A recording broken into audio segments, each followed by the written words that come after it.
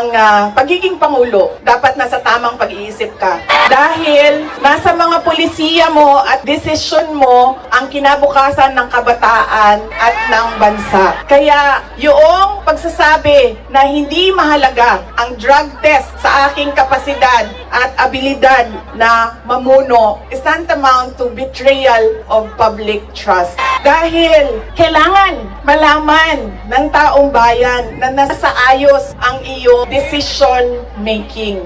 Kaya hindi lang naman natin pwede sabihin, Marcos resign. Bakit ba kailangan resign? Dahil hindi mo pinapakita sa taong bayan na maayos kang mag-isip at kaya mo ang mamuno. Madaming mga tanong na nasa loob na ng korte. Ang PhilHealth, ang pagkuha ng pondo ng PhilHealth, para bang naging pyramiding ang ginawa nila sa budget ba? Kumuha sila ng kulangan pera dito, kumuha sila sa ibang source para isalpak dito, ay nahanapin na naman sa ibang source yung nagiging juggling at parang pyramiding na ang nangyari sa budget. At kung nakikita ninyo at naiintindihan ninyo ang budget, karamihan doon pamigay lang ng mga politiko na tinatawag nating ayuda.